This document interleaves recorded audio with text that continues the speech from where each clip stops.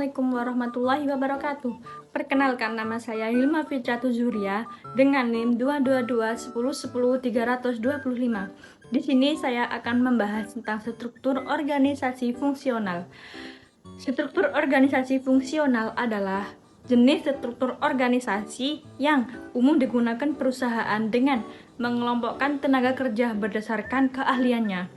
Dalam struktur organisasi fungsional, biasanya terdapat divisi-divisi fungsional masing-masing yang bertanggung jawab atas suatu fungsi tertentu, seperti halnya yaitu produksi, pemasaran, maupun keuangan.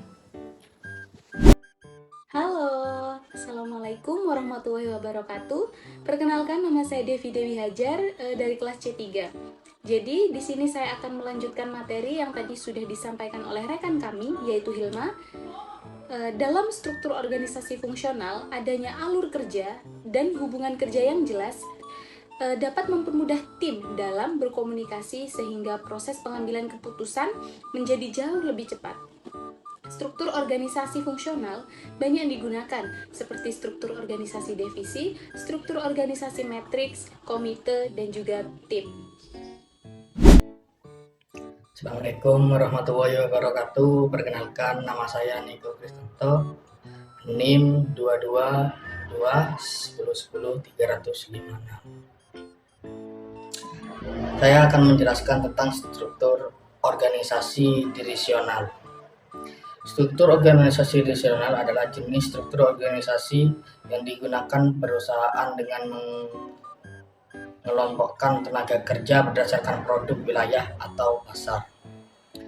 Garis instruksi dalam struktur organisasi dirisional berfungsi sebagai acuan bagi karyawan dalam melakukan tugas dan kinerja.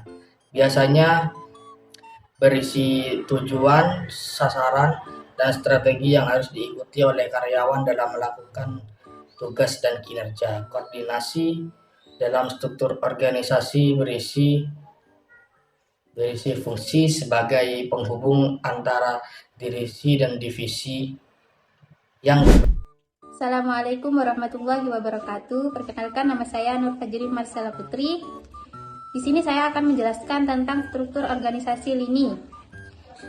Struktur organisasi lini adalah jenis struktur organisasi yang umum digunakan perusahaan dengan mengelompokkan karyawan berdasarkan keahliannya. Garis instruksi dalam struktur organisasi berfungsi sebagai acuan bagi karyawan dalam melakukan tugas dan kinerja. Koordinasi dalam struktur organisasi berfungsi sebagai penghubung antara atasan dan bawahan. Fungsi struktur organisasi ini adalah untuk memudahkan tim manajerial dalam melakukan pengawasan dan evaluasi kinerja karyawan. Sekian dari saya. Wassalamualaikum warahmatullahi wabarakatuh. Assalamualaikum warahmatullahi wabarakatuh. Perkenalkan, nama saya Mualib dengan NIM 222-1010-339 dari kelas MPI C3. Akan menjelaskan struktur organisasi lini dan staf. Struktur organisasi lini dan staf merupakan kombinasi dari struktur organisasi lini dengan asas komando, serta didukung oleh beberapa staf. Struktur organisasi lini dan staf diterapkan pada perusahaan berukuran kecil karena memiliki kelebihan, yaitu pada tingginya disiplin moral karyawan sesuai dengan deskripsi yang dikirimkan masing-masing. Terima kasih. Assalamualaikum warahmatullahi wabarakatuh. Perkenalkan, nama saya Ahmad Zakaria, NIM 222-1010-335. Di sini saya akan menjelaskan tentang struktur organisasi komite dan proyek. Struktur organisasi komite dan proyek adalah jenis struktur yang digunakan oleh perusahaan. Setiap tugas kepemimpinan dan tugas-tugas khusus lainnya harus dilaksanakan dan dipertanggungjawabkan oleh sekelompok pejabat yang berupa komite dan dewan.